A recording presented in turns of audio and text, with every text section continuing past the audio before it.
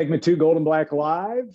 And Shane Fry, a guy we've never had on the show, and we should have a long time ago because he's had several players that have come to Purdue. Of course, Shane needs no introduction to the local audience, head coach at West Lafayette. And I don't know, I'm getting old, but 10 years, is that possible? Did you finish your 10th year this year? So with the Red Devils, and that's an amazing thing in its own right. Very successful, obviously, state championship in 2018. Runner-up in 15, and a really great season this season. Lost to Brebeuf last week, but you've done a tremendous job at Westside, not only winning football games, but building character. We've been all able to observe that, and obviously with the commitment of Mo Amande this week, you've got another guy that's going to be a Division I player just down the street. You have a couple others right now with George and Yanni Karlaftis, but give us a little thumbnail sketch on Mo and what you like about him. And this has kind of been a process to get that commitment done, but a guy that obviously you have to think has a future in the Big Ten. Yeah, absolutely. Mo's going to fit in well at Purdue. What I love most about Mo is how hard he plays and how hard he practices.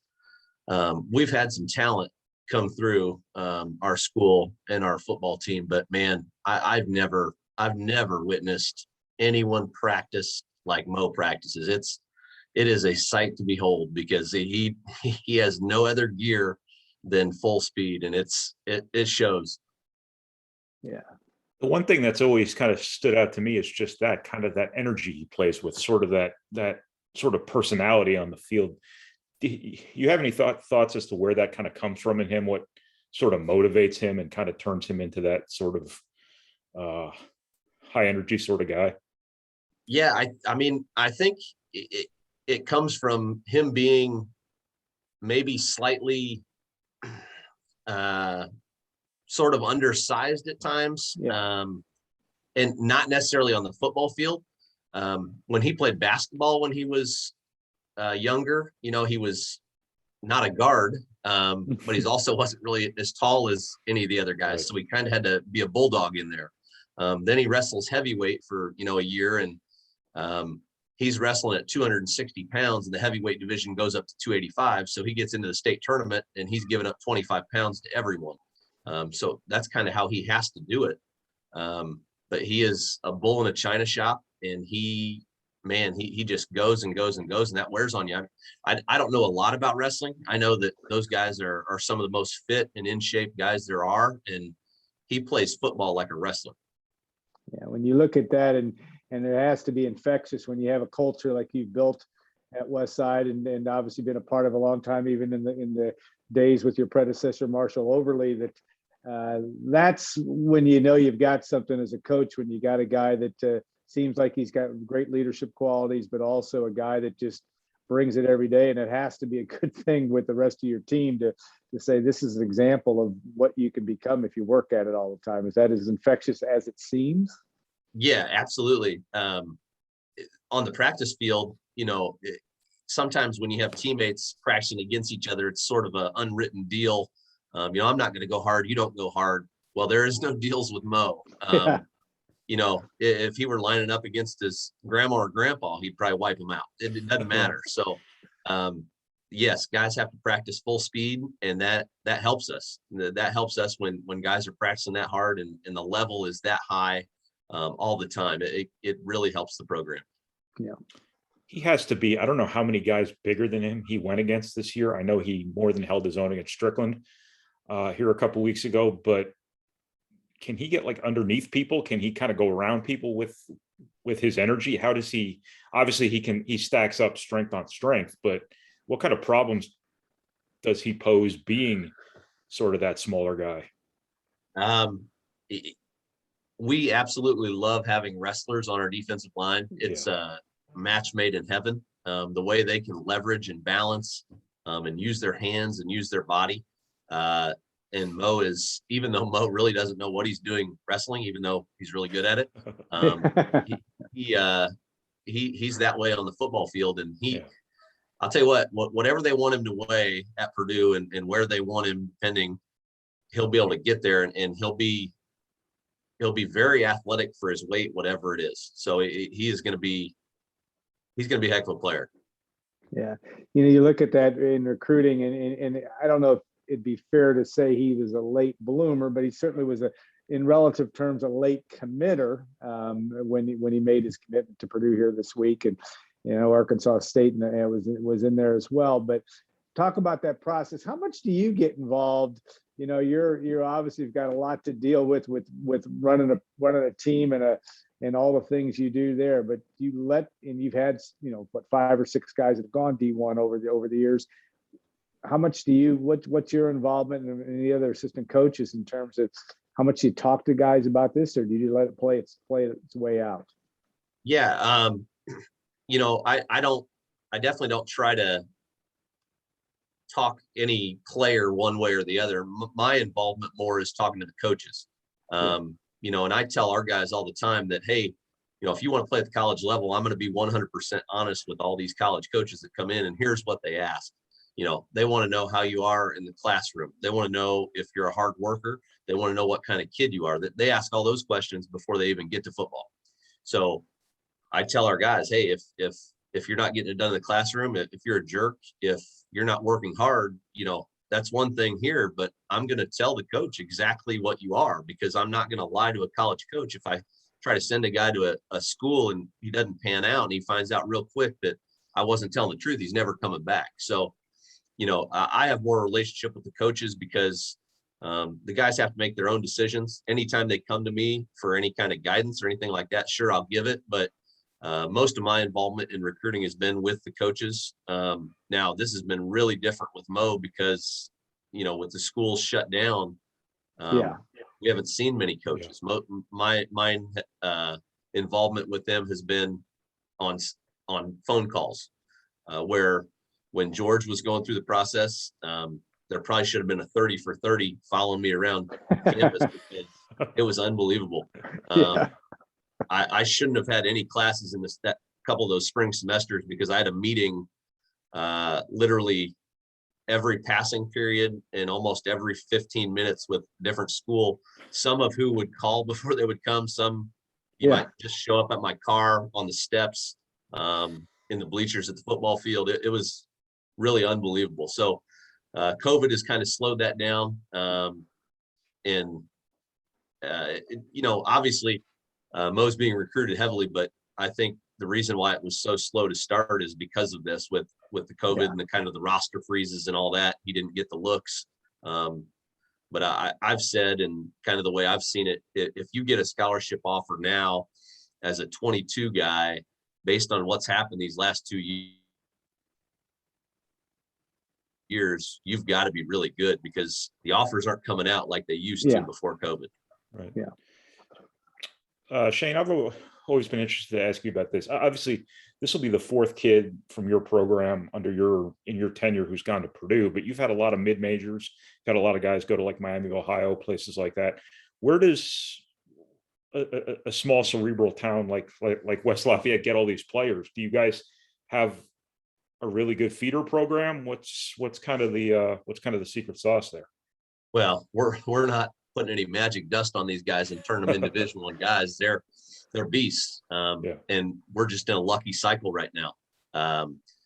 We've had probably more in the last, we've had more Division I kids in the last 10 years than West Lafayette High School has had in its entire 100 years. I think that'd be about right. Yeah. And it's just kind of the way it is. Now, I will tell you that when kids have that as their goal and they see other kids having it, and they start working that hard and doing the things they need to do, that helps. But we can't make someone 6'5" and fast.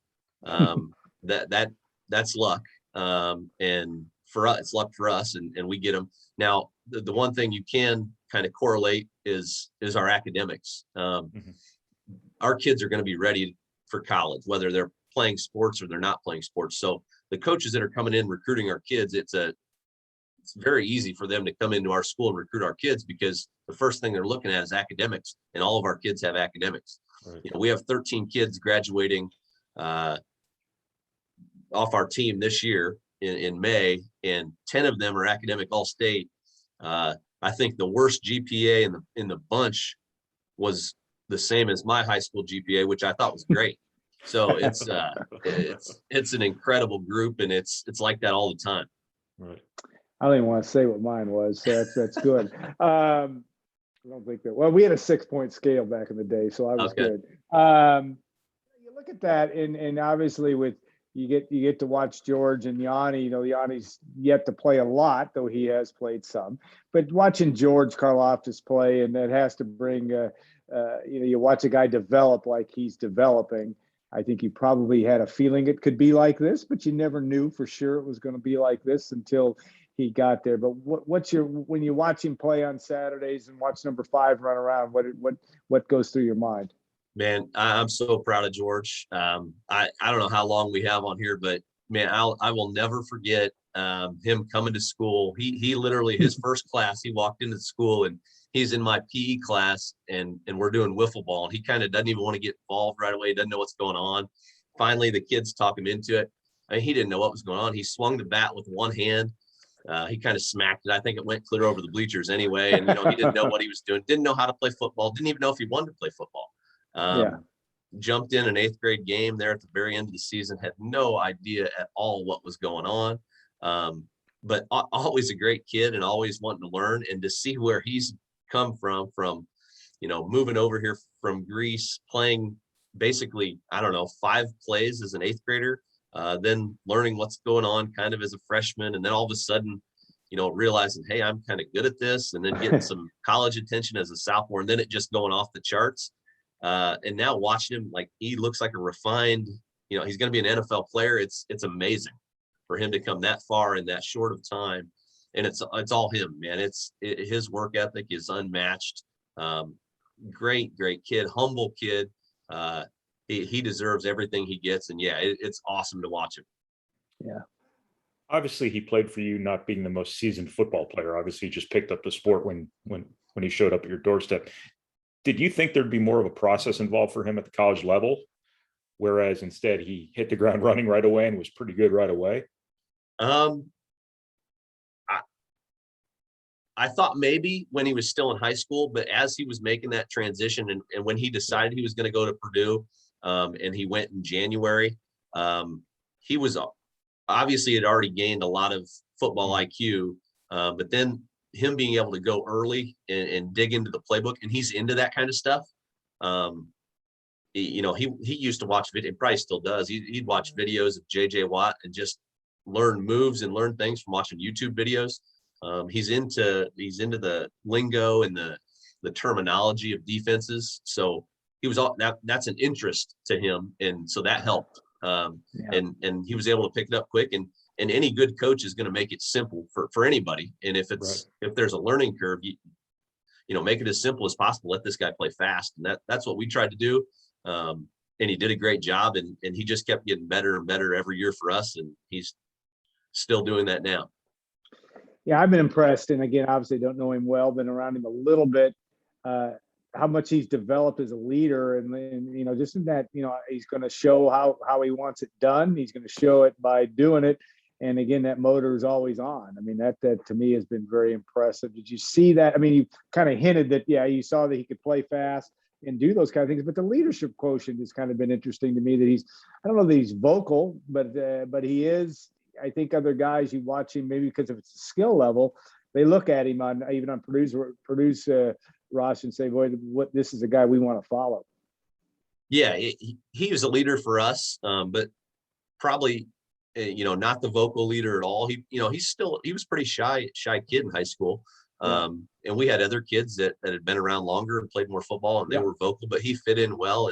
And obviously, I mean, we had freshmen on the team that, I thought they wanted to get his autograph at times. They're on the same sideline. Like, you're looking up to this guy because, I mean, they were walking down the hall and, Florida's defensive coordinator's talking to him. It's like, he was big time. And those guys, they see the star and whether he's a star or not, they're looking up to him because that's what they see. And then you watch him play, and man, he was easy to be a role model like that. Yeah. Just wanted to ask you real quick about somebody else's player. You had a chance to coach against Joe Strickland there a couple of weeks ago. What were your thoughts from the other sideline on him? Really good player. Really, really good guys around him also. So, we couldn't focus all of our attention on him because there's 2 or 3 other guys that could do just as much damage. He's going to be good. He's long. He's really long, strong. And I don't know if they're going to play him in 5 technique or what they're going to do with him, how much weight he can put on. But yeah, he's going to be a good one. And I don't know, we found out we were going to see him 2 weeks ago, and all of a sudden we play him. So there wasn't much that we got to look into, but obviously we had heard his name forever. We actually played against him when he was a freshman also back in 18. But yeah, he's solid. Yeah. That's one of the coldest games I think I ever went to. I think they won at 18 when he was playing. When you look about Yanni Karlaftis, obviously, and his senior in high school, the injury and working his way to getting on the field on a regular basis in college, talk about his process and just what kind of kid he is, and I know he's a different guy than George. But a guy with a significant skill set that one would think will get a real opportunity over time to show what he can do at the college level. Yeah, that injury really, really bummed him out. Obviously not getting to play with his teammates senior year of high school. And then, it took him a while after that to finally get healthy through the spring and everything. And, I've talked to him a few times and he's feeling good now. And this is different for him. Every team he's ever been on, he's kind of a star and the guy. And now for him to, not be there yet, but I think he's starting to realize it. He sees it and he'll get there eventually. He's got to get stronger and faster and just get used to playing in space on Saturdays. This isn't your Friday night football game anymore. But he's going to be great. He's a warrior. He's a high emotion player. He's going to be the guy with the flying chest bumps and butt bumps and getting everybody pumped up on the field, and the crowd's going to love him. So it's going to be exciting. Purdue's defense right now is doing great. And whether it's a year or 2 years or whatever, when Yanni gets out there, he's going to fit in well. Time for one more, Brian. Anything else you want to ask the coach? What's your team look like next year? We lose a really good defensive line and some receivers. We return most of our offensive line. We return our quarterback. We return one of our running backs and all of our secondary. We've got some younger guys that can fill in most of those holes. We'll have to figure out a few spots. Obviously, without Mo and then another defensive lineman that's another all-state wrestler, Connor Barquette, that's probably going to be the toughest area is the D line, but we feel good about it. Our kids are already working out, and they're on a mission. They always are on a mission, but these last 2 years we've lost in the first round of the playoffs, and I hate to even say that because it sounds like we bowed out early, but in Indiana it's a blind draw, so you can play the 1 seed, the 2 seed. There's no such thing, so it's not like we're a lower 64 team. It's we're one of the top 3 teams in 3A, and we have been. It's just these last 2 years have been tough with some injuries, and then us drawing Brebeuf and getting beat in the first game. Yeah, Brebeuf could have been a semi-state game. It would have been a semi-state game in all honesty, had the draw been different, or had you been in the sectional that you were in a few years ago, certainly. But that's the way the game goes. Absolutely. And from that standpoint. Coach Shane Fry, thanks so much for your time and always an interesting insight, and good to talk some football with you. And we'll look forward to watching Mo at Purdue and watching Yanni develop and watching George, in all likelihood, finish up a pretty salty season this year and go on to bigger and better things. He'll be the second. That's pretty amazing. I don't know how many schools the size of West Lafayette have 2 guys, Chike O'Keefer, and of course George Karlaftis, that will be NFL guys. A pretty impressive achievement for that program. So again, thanks so much, and we'll be back for segment 3. Tom Dienhart will join Brian Newbert, and we'll talk Purdue, who they're playing this way, Michigan State. We should have asked the coach what he thinks about that. It's going to be an interesting college football game come Saturday afternoon. But Shane, thanks again so much for your time, and we'll look forward to having you on. We ought to make this an annual event. We probably will. Yeah, thanks for having me on.